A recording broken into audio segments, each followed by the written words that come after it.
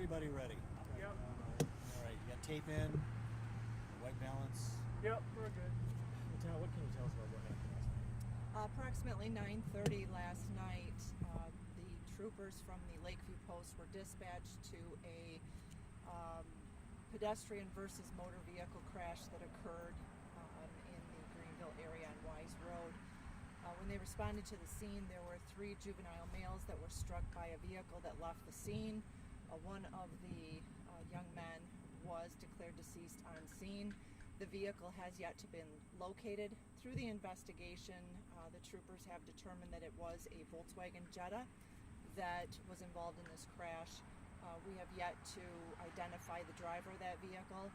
We're asking for the public's help in identifying this vehicle and the driver.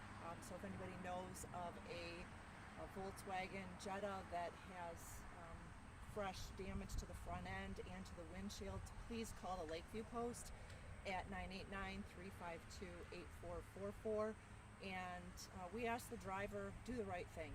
Come forward, let us talk to you so we can get some information and bring some resolution to this tragic incident. Do you have a better description of the car color?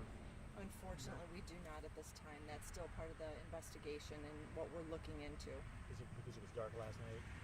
It was about 9:30, so it was dusk. But it's because the vehicle left the scene. We don't have any other descriptors at this time.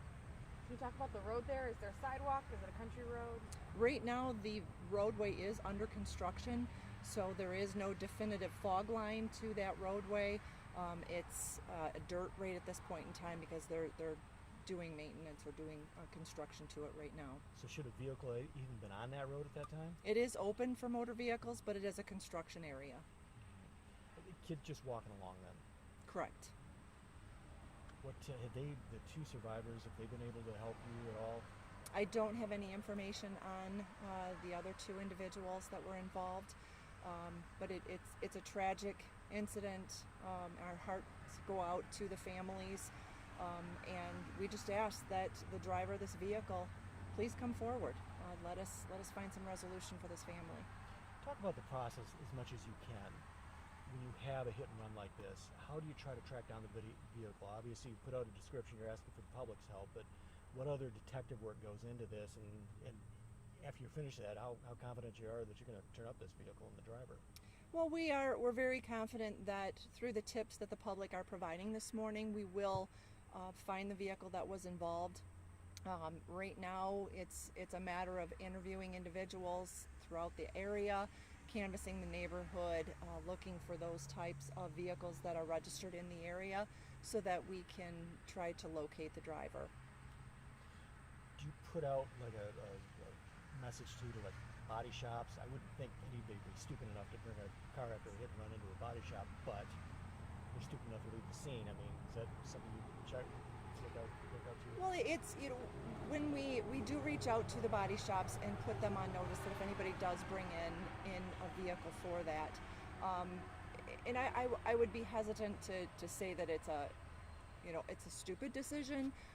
Someone may be in fear of what happened. They may have panicked, and whatever the reasoning is, we just reiterate: do the right thing. Come forward. Let us know what happened, so that we can complete this investigation and bring some resolution for these families. Is that another point to be made until you know exactly what happened?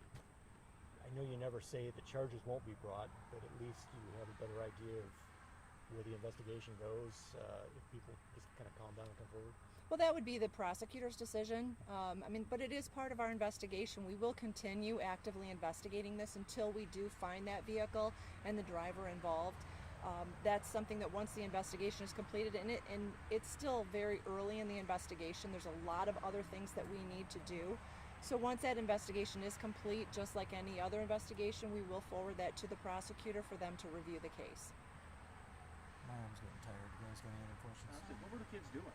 Were they just walking home? They walked to a friend's house? Just I paint a picture. They sound like a nice summer night. And They're just out for a walk.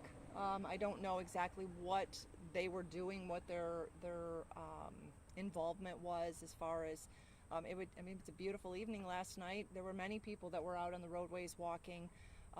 And that's another thing that, beside this tragic incident, anybody that's out walking in the evening hours, we do encourage them to wear reflective clothing, wear the lights on the shoes that you can get, or any kind of marking on them so that people can see them.